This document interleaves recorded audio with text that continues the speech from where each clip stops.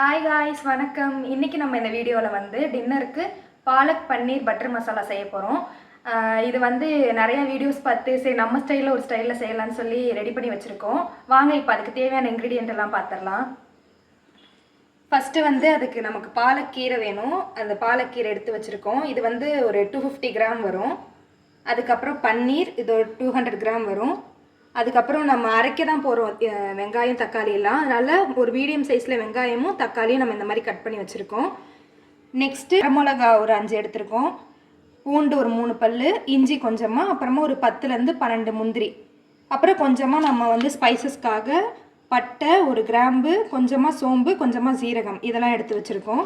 அதுக்கப்புறம் நமக்கு மசாலா வந்து மல்லித்தூள் ஒரு ஸ்பூன், மிளகாத்தூள் ஒரு 1/2 டீஸ்பூன், அதுக்கப்புறமா கரம் மசாலா கொஞ்சமாக நம்ம எடுத்து ஒரு பிஞ்ச் எடுத்து வச்சுருக்கோம். ஏன்னா நம்ம வந்துட்டு ஸ்பைசஸையும் அரைச்சி தான் சேர்க்க போகிறோம். அதனால் கரம் மசாலா வந்து சும்மா டேஸ்ட்டுக்கு கொஞ்சமாக போட்டால் போதும். அதுக்கப்புறமா கொஞ்சமாக பட்டர் எடுத்துருக்கோம். நெக்ஸ்ட்டு இதுக்கு ஒரு ரிச்னஸ் கொடுக்கறதுக்காக நம்ம வந்து ஃப்ரெஷ் க்ரீம் எடுத்து வச்சுருக்கோம்.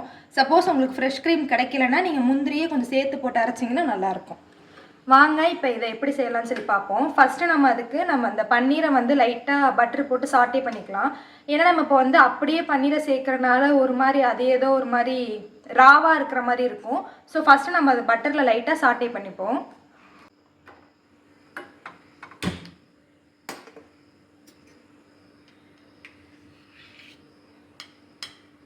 இப்போ நம்ம இதில் கொஞ்சமாக பட்டர் சேர்த்துக்கலாம்.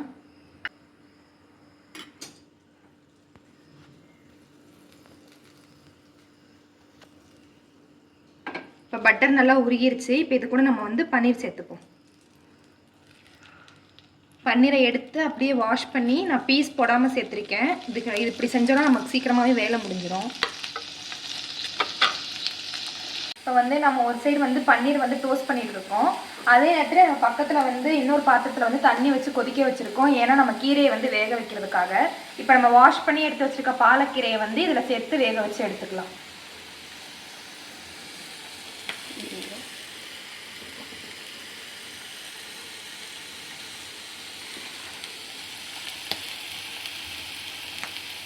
இப்போ நம்ம வந்து கீரையை வந்து தண்ணியில் போட்டிருக்கோம். சுடு தண்ணி கொதிச்சிருச்சு அப்படின்னா நீங்கள் 1 மினிட்டு இதை கீரையை வந்து உள்ளே போட்டு எடுத்துக்கிட்டால் போதும்.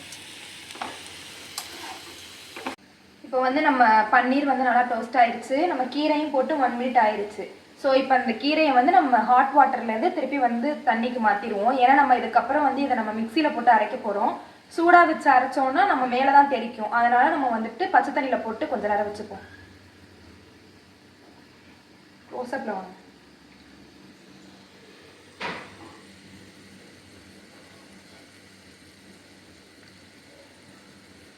நெக்ஸ்ட்டு வந்துட்டு நம்ம இந்த பாலக் பன்னீருக்கு செய்ய வேண்டிய மசாலா ஒன்று ரெடி பண்ணிப்போம்.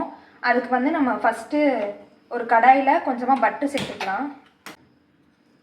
காஞ்சது நம்ம ஒரு ஸ்பூன் பட்டர் சேர்த்துப்போம். இப்போ இது கூடயே ஒரு ஸ்பூன் எண்ணெயும் சேர்த்துக்கலாம். நெக்ஸ்ட் இப்போ இது கூட பட்டை, கிராம்பு, கொஞ்சம் சோம்பு, சீரகம் இதெல்லாம் சேர்த்துக்கலாம்.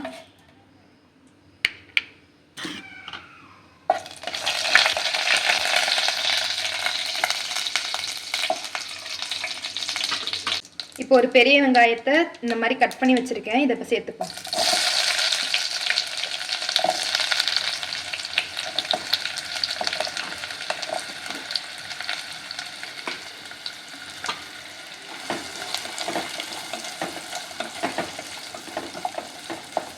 வெங்காயம் லைட்டாக வளர்ந்ததுக்கப்புறமா நம்ம இது கூட வரமிளகா, இஞ்சி, பூண்டு, அதுக்கப்புறமா கொஞ்சமாக முந்திரி இதெல்லாத்தையும் சேர்த்துப்போம்.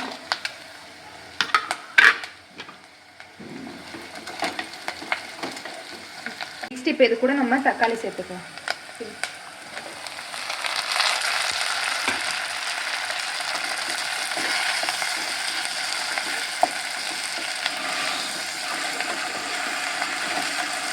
தக்காளி இப்போ லைட்டாக வதங்கி கொஞ்சம் ஜூஸி ஆகட்டும். அதுக்கப்புறமா நம்ம மசாலா பொருள்லாம் சேர்த்துப்போம்.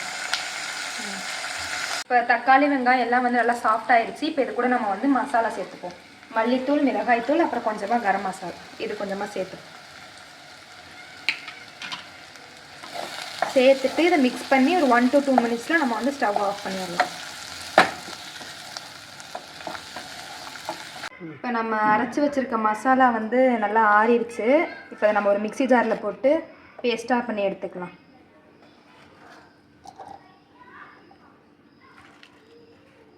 இப்போ நம்ம பாலக் பன்னீர் பண்ணுறதுக்கு டோஸ்ட் பண்ண பன்னீர், அதுக்கப்புறமா பாலக்கை வந்து அரைச்சி வச்சுருக்கிறது, அதுக்கப்புறம் மசாலா அரைச்சது எல்லாம் ரெடியாக இருக்குது. இப்போ நம்ம செஞ்சிடலாம். கொஞ்சமாக ஆயில் ஊற்றிக்கலாம், இல்லைன்னா பட்டர் கூட சேர்த்துக்கலாம். நெக்ஸ்ட் இப்போ நம்ம இது கூட அரைச்சி வச்சுருக்க மசாலா சேர்த்துப்போம்.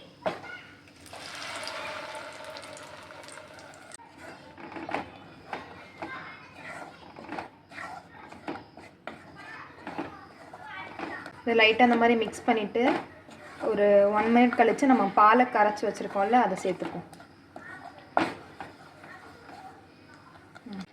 நெக்ஸ்ட் இப்போ இது கூட நம்ம பாலக்கீரையை அரைச்சி வச்சுருக்கிறதையும் சேர்த்துக்கலாம்.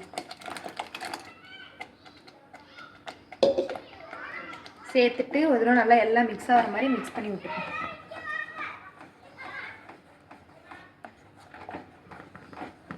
இப்போ இது கூட கொஞ்சமாக சால்ட் ஆட் பண்ணிப்போம். ஸ்டார்டிங்கில் சால்ட் ஆட் பண்ணல, அதனால இப்போ பண்ணிக்கலாம்.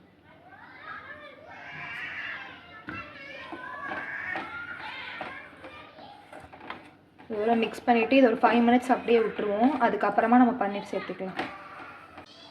இப்போ நம்ம வந்து பன்னீர் சேர்த்துப்போம். மெதுவாக போட்டு கையில் எடுத்து போட்டு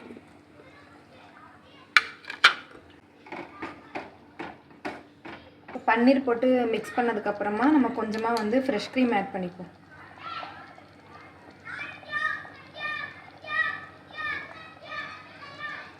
ஆட் பண்ணி லைட்டாக மிக்ஸ் பண்ணிவிட்டு ஒரு ரிச்னஸ்க்காக தான் அதை ஆட் பண்ணுறோம்.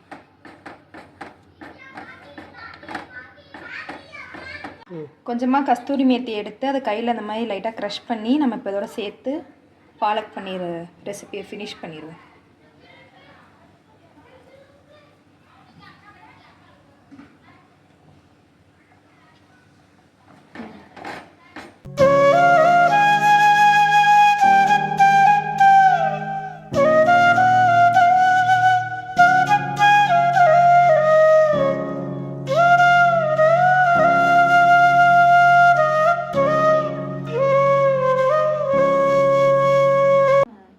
இப்போ நம்ம ஸ்டைலில் வந்து பாலக் பன்னீர் வந்து ரெடி பண்ணியாச்சு. இந்த மாதிரி நீங்களும் மறக்காமல் ஒரு தடவை ட்ரை பண்ணி பாருங்கள். வீடியோ பிடிச்சிருந்தா மறக்காமல் லைக் பண்ணுங்கள். பாய்.